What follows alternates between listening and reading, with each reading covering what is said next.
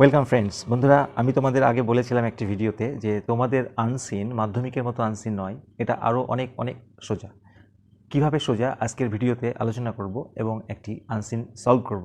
বন্ধুরা, এই আনসিন কিন্তু একবারও না পড়ে করে ফেলা যায়। কিভাবে করে ফেলা যায় আমরা চলো দেখে নিই। এটি আমি 2023 সালের উচ্চ মাধ্যমিক টার্গেট থেকে নিয়েছি, পেজ নাম্বার B23। একটা অত্যন্ত গুরুত্বপূর্ণ আনসিন প্যাসেজ রয়েছে, আসার সম্ভাবনা রয়েছে করোনা ভাইরাস নিয়ে, তোমরা বুঝতেই পারছো।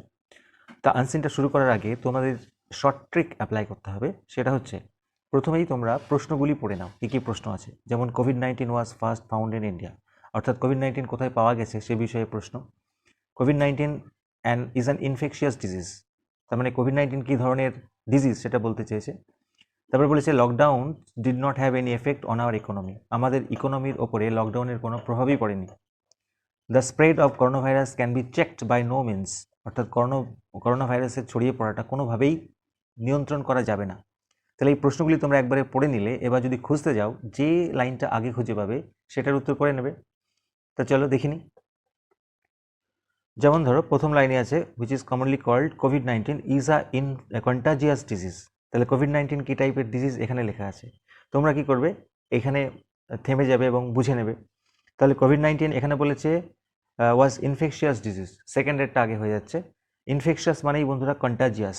তোমরা এই ভুলটা করো না যে এখানে ইনফেকশিয়াস লেখা আছে এখানে কন্টাজিয়াস লেখা আছে, মানে দুটো আলাদা। বন্ধুরা, এটা হচ্ছে সিমিলার মিনিং, ফলে তোমাদের এটাকে বুঝতে হবে। তাহলে এটা বন্ধুরা ট্রু হবে। কি হবে এটা বন্ধুরা? ট্রু হবে।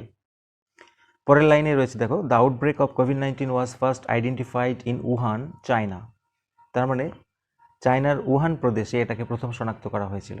তাহলে এখানে আমরা কি দেখতে পাচ্ছি প্রশ্নটা, COVID-19 was first found in India, ইন্ডিয়াতে পাওয়া যায়নি। কোথায় দেখা গেছে বন্ধুরা? এটা তাহলে চায়নাতে, অর্থাৎ এটা ফলস। বুঝে গেল? Next, the lockdowns did not have any effect on our economy, আমাদের ইকোনমিতে কোনো প্রভাব পড়েনি লকডাউনের। এই একবার যদি তোমরা পড়ে নাও দেখবে এই লাইনটা রয়েছে, government initially restore to lockdowns to check the spread of কোভিড-19 মানে corona virus, but it affected our economy. দেখতে পাচ্ছ, ইট অ্যাফেক্টেড আওয়ার ইকোনমি, ইহা আমাদের ইকোনমিকে অ্যাফেক্ট করেছিল। তাহলে এটা ফলস হবে, এখানে বলেছে অ্যাফেক্ট করেনি। Next, the spread of corona virus can be checked by no means, কোনোভাবেই করোনা ভাইরাসের ছড়িয়ে পড়াটাকে চেক করা যাবে না। এটা ট্রু হবে না ফলস হবে, তার জন্য জাস্ট একবার দেখে নিতে হবে কোন লাইনে রয়েছে। সেটা আমরা যদি দেখতে পারি, এই যেখানে লেখা আছে, we can protect ourselves and others around us by wearing a face mask, washing our hands frequently with soap or sanitizers ইত্যাদি ইত্যাদি। বলতে যাচ্ছে আমরা হাত ধুয়ে স্যানিটাইজার ইউজ করে বা মাস্ক পরে এটাকে চেক করতে পারি।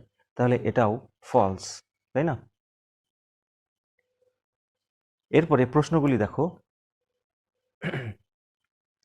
What are the most common symptoms of corona virus, corona ভাইরাসের সবচাইতে মোস্ট কমন সিমটমসগুলি কি? বন্ধুরা, এটা এত সোজা একটা আনসিন যে তোমাদের বানাতেও হবে না কিছু, জাস্ট একবার লাইনটাকে খুঁজে বের করবে। দেখো এই লাইনটা লেখা আছে, the most common symptoms of corona virus include fever, cough, shortness of breath, loss of taste or smell. ব্যাস, আর কি, এটা তাহলে তোমরা টুকে দেবে ডিরেক্টলি। নেক্সট প্রশ্ন যেটা আছে, who are more likely to develop serious illness, কারা বেশি করে গুরুতর অসুস্থ হয়ে পড়ছে বা পড়তে পারে। তাহলে এক্ষেত্রে আমরা কোন লাইনটা খুঁজে পেয়ে যাব, দেখো এইখান থেকে লেখা আছে, older people and those having underlying medical problems like high blood pressure, heart problems or diabetes are more likely to develop serious illness. পাওয়া গেল। তাহলে আমরা কোথা থেকে লিখব উত্তরটা লিখব এখান থেকে, ওল্ডার পিপল থেকে। কোনো চেঞ্জের দরকারই নেই। সবার শেষে যে প্রশ্নটা আছে, how can we protect our selves against this disease, এই ডিজিজ থেকে আমরা নিজেদেরকে কীভাবে প্রোটেক্ট করতে পারি। তাহলে কোথা থেকে এটা লিখতে পারি, একদম হুবহু লেখা আছে, we can protect ourselves and others around us by wearing face mask, washing our hands frequently with soap or sanitizer ইত্যাদি ইত্যাদি ইত্যাদি। পুরো এই অবধি লাইনটা লিখে দেবে। তাহলে আমি বলেছিলাম একটা ভিডিওতে যে তোমাদের আনসিন এরকমই হয়, কোনো চেঞ্জই করতে হয় না বলতে গেলে। তাহলে এইভাবে তোমরা যদি প্র্যাকটিস করো কোনো সমস্যাই নাই। বুঝলো আনসিন নিয়ে, তাহলে তোমাদের কোনো ভয় পাওয়ার কোনো কারণই নেই। যদি মনে করো ভিডিওটি কাজের মনে হলো, তাহলে পরবর্তীতে আবার বানাবো, আমাদের কমেন্টে জানাও। ভিডিওটি দেখার জন্য ধন্যবাদ, থ্যাংক ইউ সো মাচ। হ্যাঁ, নতুন হলে সাবস্ক্রাইব করতে ভুলো না।